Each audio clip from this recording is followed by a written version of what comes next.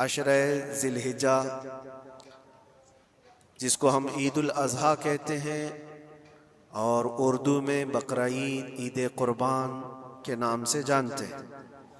ये दो ईदें अल्लाह तबारक व तआला की तरफ से मुसलमानों को दी गई हैं। इन ईदों के दिनों में रोज़ा रखना भी जायज़ नहीं है, खुशियों के दिन। और ये जो अय्याम चल रहे हैं पहली ज़िलहिज्जा से लेकर 10वीं ज़िलहिज्जा तक, इसका जिक्र तो अल्लाह ताला ने कुरान में यूं फरमाया, वल फज्रि व लयालिन अश्र, फजर की कसम और 10 रातों की कसम। और वह 10 रातें कौन सी हैं? पहली ज़िलहिज्जा से लेकर 10वीं ज़िलहिज्जा तक की रात। ये 10 रातें इतनी अजमत वाली हैं कि अल्लाह खुद इनकी कसम फरमा रहा है, अल्लाह इनकी कसम याद फरमा रहा है।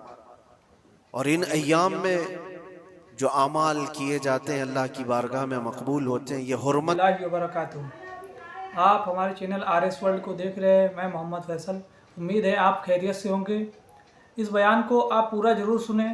देखिए, मुफ्ती सलमान अज़हरी साहब ने कुर्बानी के बारे में क्या बताया है, कुर्बानी किसके ऊपर वाजिब है, कैसे कुर्बानी की जाती है, इसके बारे में पूरा बताया मुफ्ती सलमान अज़हरी साहब ने।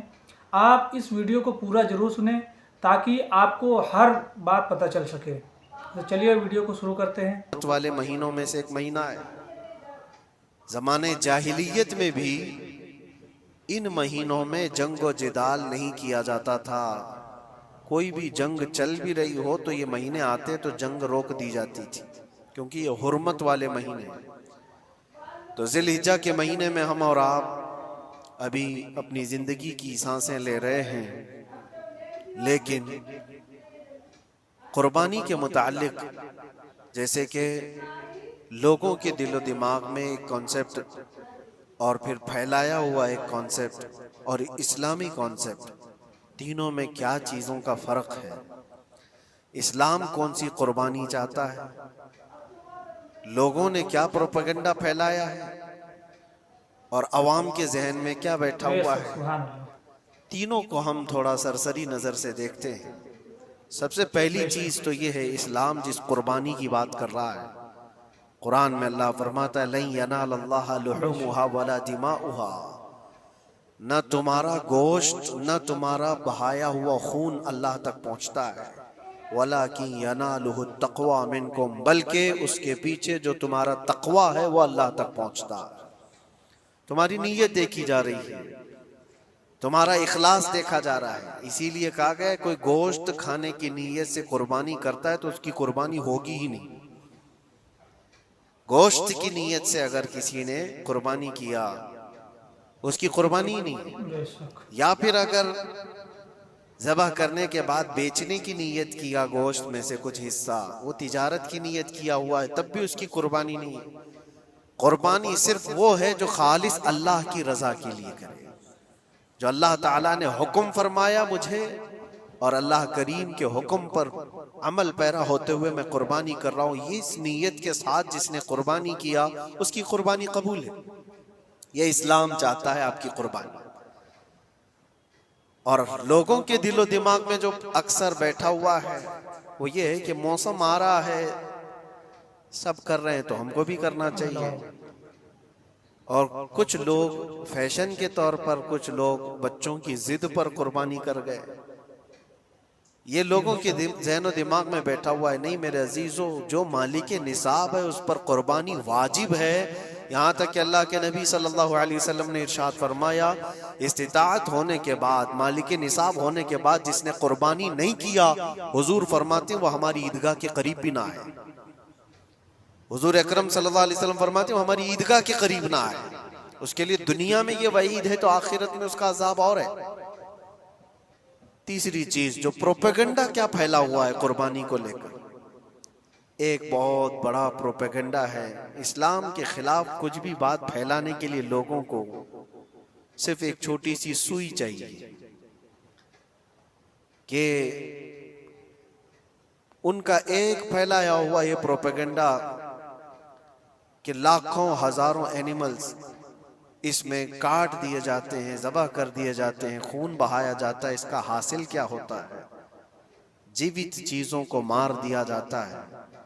मेरे अजीजों, लोग ये बातें तो सिर्फ और सिर्फ इस्लाम के खिलाफ करने के लिए फैलाते हैं, जबकि मैं आपको बताऊं दुनिया के तकरीबन मज़ाहिब में कुर्बानी का कॉन्सेप्ट मौजूद है। अक्सर दीनों में वो अलग अलग अंदाज है, कहीं बलि चढ़ाना हो गया है, कहीं देवता को कुछ पेश करना हो गया है। कुर्बानी का कई जगहों पर यह कॉन्सेप्ट मौजूद है, लेकिन कोई अपने गरेबान में झांकता थोड़ी ना, दूसरे के घर में झांकने की आदत ज्यादा होती है। इस्लाम की कुर्बानी लोगों को नजर आती है कि मुसलमान जितना प्रैक्टिकल है अपने दीन पर, दुनिया में कोई भी अपने दीन पर इतना प्रैक्टिकल नहीं है। कोई भी अपने दीन पर इस तरह पाबंदी से अमल करने वाला मिलता नहीं। जलन इसी बात की तो है कि कोई पोस्टर नहीं लगाते, कोई ऐलान नहीं करते, और जुमा में पूरी सफे इनकी भरी नजर आती। कौन तुम्हें प्रचार करके जुमा में बुलाता है? वो खालिक कायनात की तरफ से तुम्हारा जो लगाव है, वो जो तुम्हें खींच कर घरों से मस्जिदों में लाता। फितनों का दौर है, उसके बावजूद जुमा में कोई भी मस्जिद ऐसी नहीं होगी जो खाली पड़ी हुई। मुसलमान आज के दौर में भी अपने दीन पर अमल पैरा है, और ये तकलीफ का सबब बन जाता है दूसरों के लिए। इसी तरह कुर्बानी के अय्याम आते हैं अल्हम्दुलिल्लाह, तो कुछ मॉडर्न ख्यालात वालों को ला करके हमारे दरमियान पेश किया जाता है। वो ऐसी मीठी मीठी बातों के जरिए से तुम्हें लुभाने की कोशिश करें। इतने पैसे खर्चा करने के, 40,000 का 50,000 का बकरा लेने से बेहतर है किसी गरीब को मदद कर दिया जाए, किसी का घर बना दिया जाए, किसी का राशन पहुंचा दिया जाए। मियाँ वो साल भर हम करते हैं अल्हम्दुलिल्लाह, कुर्बानी के दिनों में ही क्यों? अल्लाह के नबी सल्लल्लाहु तआला अलैहि वसल्लम की हदीस सुन। हुजूर पाक सल्लल्लाहु तआला अलैहि वसल्लम फरमाते हैं, कुर्बानी के दिन यानी जिलहिज्जा की 10, 11 और 12 ये 3 दिनों के अंदर हुजूर फरमाते हैं कोई अमल दुनिया में कुर्बानी से ज्यादा अहमियत अल्लाह के नजदीक नहीं रखता। कोई अमल अल्लाह को इससे ज्यादा प्यारा नहीं है कुर्बानी। और एक बात मैं आपको बताऊं, लोग हमें जालिम की शक्ल में पेश करते हैं कि काट देते हैं, ज़बा कर देते हैं। हम अपनी मर्जी से अगर काटें, अपनी ख्वाहिश के लिए काटें तो हराम है, और जिसने खुद जान डाला है उसके हुक्म पर काटें तो ये हराम नहीं है, ये उसके हुक्म की फरमाबरदारी है। एक बात याद रखो, जानवर तो ये बकरा हो, भैंस हो, ऊंट हो, जिनकी कुर्बानियां होती हैं ये अलग। जो मछली खाते हैं उसमें भी अगर कोई इंटरटेनमेंट के लिए शिकार करता है कि अपनी तफरीह कल्ब के लिए, तो उस मछली का शिकार करना भी हराम है। हाँ, खाने की नीयत है, तिजारत की नीयत है, तो मकसद के तहत अगर मछली पकड़ रहा है तो उसके लिए जायज है। इस्लाम यूं ही किसी चीज की जान लेना और खून बहाने का हुक्म नहीं देता। अल्लाह तबारक व तआला का हुक्म है, और उसने कायनात को जिस अंदाज से बनाया है, इन जानवरों को अल्लाह ताला ने हमारे खाने के लिए बनाया है, जिसकी वजह से ये कुर्बान किए जाते हैं। और अगर मैं कहता हूं सारे जानवरों की कुर्बानी बंद करके देख लो, फिर जानवर ही रहेंगे, तुम्हारा रहना मुश्किल हो जाएगा। इस्लाम की ये कुर्बानियां तो साल में एक मर्तबा होती है ना, जो एक दिन की जाती हैं, 10वीं जिलहिज्जा से 12वीं को। अगर नौजवानों में एक दावत देता हूं, जाओ, आज तो AI का जमाना है, कुछ भी पूछो तो ला करके तुम्हारे सामने रख देगा सारा डेटा। जरा ये भी डेटा निकाल करके देख लो कि साल भर में KFC में कितनी चिकन ज़बा होते पूरी दुनिया भर में पर डे। मैकडोनल्ड सिर्फ चिकन ही नहीं बेचता, गाय का गोश्त भी बेचता है पूरी दुनिया भर, जिसको यहाँ पर भी बहुत सीने से लगा करके रखे गए हैं। पूरी दुनिया भर में उनका इस्तेकबाल है, क्योंकि अमेरिकन कंपनियां हैं, बाप दादा की कंपनियां हैं, इनको कोई आंख नहीं दिखा सकता। और इंटरनेट के डेटा के हिसाब से पर डे 68,000 गाय तो मैकडोनल्ड ज़बा करता है। पर डे की बात कर रहा हूं, साल भर की नहीं। साल भर इनका डेटा बहुत ज्यादा है, मिलियंस में, और 1 बिलियन से ज्यादा चिकन वहां पर भी कुर्बान होती हैं जो फ्राइड चिकन खाते हैं। ये तो एक कंपनी की बात कर रहा हूं, ऐसी बहुत सारी कंपनियां हैं। तो कभी किसी ने ये एतराज किया कि ये कंपनियां इतने जानवरों को ज़बह करती? नहीं, बकरीद के दिन सबके सींग नजर आते हैं, जानवरों की मोहब्बत उमड़ उमड़ करके आती है। साल भर जो कुर्बान हो रहे हैं, कभी किसी ने ऑब्जेक्शन नहीं किया कि ये सारे आउटलेट्स बंद क्यों नहीं कर दिए जाते, ये सारी दुकानें क्यों नहीं बंद कर दी जाती जो साल भर ज़बह कर रहे हैं। हाँ, हो सकता है मैकडोनल्ड यहाँ नहीं ज़बह करता गाय को, क्योंकि यहाँ पता है हालात सही नहीं है, लेकिन दूसरी जगह पर जाकर देखें, सब जगह पर बीफ आसानी से उनके यहाँ मिलता है।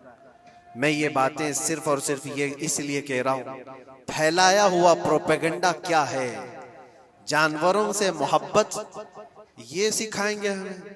अल्लाह के नबी सल्लल्लाहु ताला अलैहि वसल्लम फरमाते हैं, बनी इसराइल की एक खातून को मैंने जहन्नम में देखा। किस बुनियाद पर?